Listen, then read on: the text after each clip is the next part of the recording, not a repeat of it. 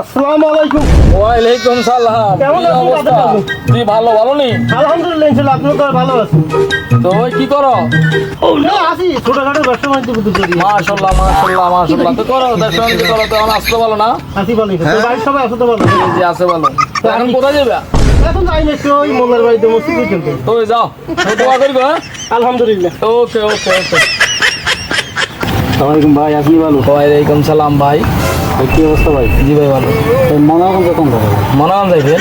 এখান থেকে যাবেন নাত্রবেটু, লক্ষণপুর, হাসনাবাদ, পোংগাঁও, এর পরে জলমের পরে হয়েছে মনারগঞ্জ। চিনচিন নেই এবার কোথায় কোথায় বলছি। এইভাবে কয়েকটা গ্রাম ঘুরি যাইতে হলে মনাগঞ্জ যাওয়া লাগে। মনাগঞ্জ একটু দূরে আছে।